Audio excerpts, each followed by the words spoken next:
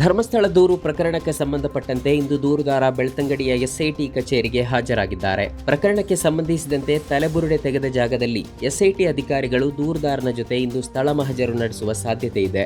ಒಂದು ವಾರದಿಂದ ಸ್ಥಗಿತಗೊಂಡಿದ್ದ ಸಂಸತ್ ಕಲಾಪಗಳು ಸೋಮವಾರದಿಂದ ಮತ್ತೆ ಆರಂಭ.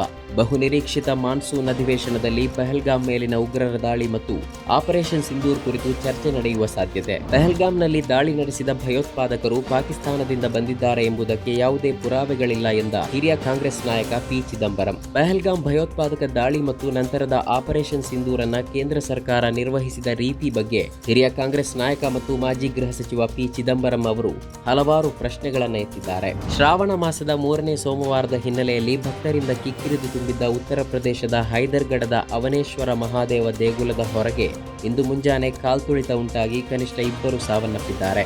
ವಿದ್ಯುತ್ ತಂತಿಯೊಂದು ಶೆಡ್ ಮೇಲೆ ಬಿದ್ದ ಪರಿಣಾಮ ಹಲವರಿಗೆ ವಿದ್ಯುತ್ ಆಘಾತ ಉಂಟಾಗಿದೆ ಎಂದು ವರದಿಯಾಗಿದೆ.